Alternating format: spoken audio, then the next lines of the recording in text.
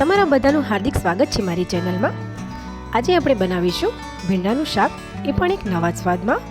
તમે આ રીતે કદાચ ક્યારેય નહીં બનાવ્યું હોય, પરંતુ મારી આ રીતે બનાવજો, ખૂબ જ ટેસ્ટી બને છે। એકવાર બનાવશો તો વારંવાર આ રીતે જ બનાવશો। તો ચાલો જોઈ લઈએ કેવી રીતે બનાવવાનું છે। અહીંયા મેં વજનમાં 200 ગ્રામ જેટલા ભીંડા લીધા છે। તેનો આવી રીતે ટોચનો ભાગ તોડીને જોઈએ તો તેને ફ્રેશનેસનો ખ્યાલ આવી જાય છે। તો માર્કેટમાં જઈએ તો આ વાતનું ખાસ ધ્યાન રાખવાનું છે લેતી વખતે। હવે એક ભીંડો લઈ લઈશું, તેનો આવી રીતે ડીટાનો ભાગ અને ટોચનો ભાગ આપણે રિમૂવ કરી લઈશું અને વચ્ચે એક કટ લગાવી લઈશું અને ત્યારબાદ ફરીથી વચ્ચે એક કટ લગાવી લઈશું। મતલબ કે 1 થી 1.5 ઇંચના આપણે ટુકડા કરી લેવાના છે। મેં બધા જ રેડી કરી લીધા છે। તમારે જો ગોળ કટ કરવા હોય તો પણ તમે કરી શકો છો। હવે અહીંયા મેં એક ગેસ ઉપર પેન રાખી લીધું છે અને પેનની અંદર આપણે 2 મોટી ચમચી જેટલું તેલ એડ કરી દઈશું અને તેલ ગરમ થાય ત્યારબાદ આપણે જે ભીંડાના ટુકડા કટ કરીને રાખ્યા હતા તે બધા એડ કરી દેવાના છે અને ત્યારબાદ તેની અંદર આપણે મીઠું એડ કરી દઈશું સ્વાદ પ્રમાણે, જેથી કરીને તે જલ્દી કૂક થઈ જાય।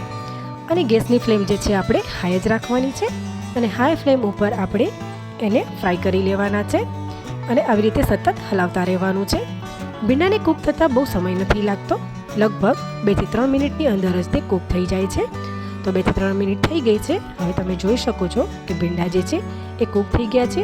ચાલો તેને એક પ્લેટમાં ટ્રાન્સફર કરી લઈએ। હું બધા જ ભીંડા અત્યારે એક પ્લેટમાં ટ્રાન્સફર કરી લઉં છું। તો ચાલો હવે નેક્સ્ટ પ્રોસેસ જોઈ લઈએ।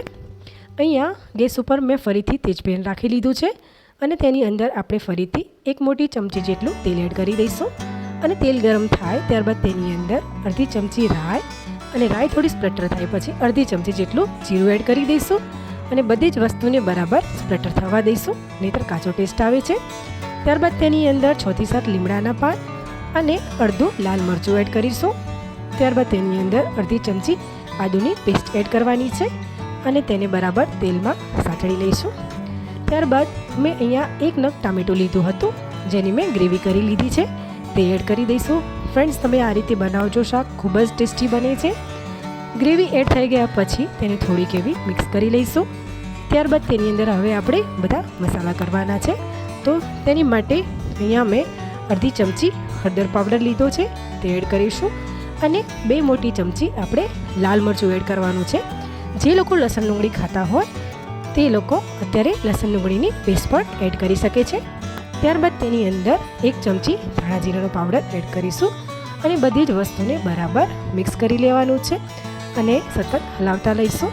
આપણે ગ્રેવીને બરાબર કૂક કરી લેવાની છે, જ્યાં સુધી તેલ છૂટું ના પડી જાય ત્યાં સુધી આપણે ગ્રેવીને કૂક કરવાની છે। એની પહેલાં આપણે ગ્રેવીના ભાગનું થોડું મીઠું એડ કરવાનું છે। આપણે મીઠું ભીંડામાં એડ કર્યું હતું એટલે ગ્રેવીના ભાગનું જ અત્યારે એડ કરવાનું છે અને બધી જ વસ્તુ ફરીથી મિક્સ કરી લઈશું। તો તમે જોઈ શકો છો કે ગ્રેવીમાંથી તેલ છૂટું પડી ગયું છે। ત્યારબાદ અડધી વાટકી દહીં એડ કરવાનું છે।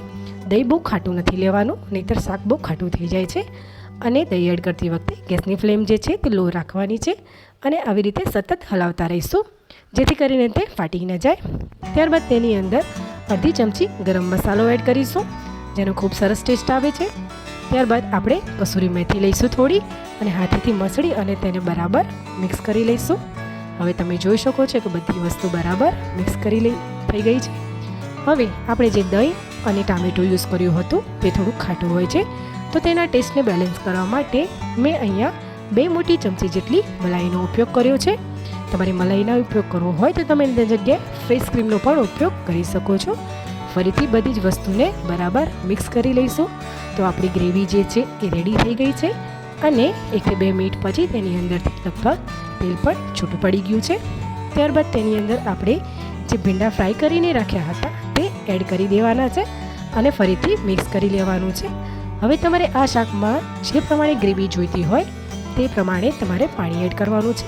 મેં લગભગ કોરું જ શાક બનાવ્યું છે, તો તેની માટે મેં થોડું જ પાણી એડ કર્યું હતું અને ફરીથી 2 થી 3 મિનિટ જેવું આપણે તેને કૂક કરી લેવાનું છે।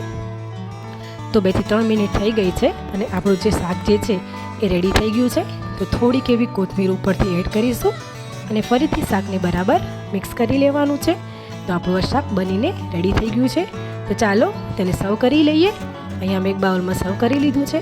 ફ્રેન્ડ્સ, આ રીતે બનાવજો, શાક ખૂબ જ ટેસ્ટી બને છે। તમને રેસીપી ગમી હોય તો લાઈક કરજો, શેર કરજો ફ્રેન્ડ્સ અને ફેમિલીમાં, અને સબસ્ક્રાઈબ કરવાનું બિલકુલ ના ભૂલતા. તો ચાલો ફરીથી મળીશું એક નવી રેસીપી સાથે. ત્યાં સુધી આવજો.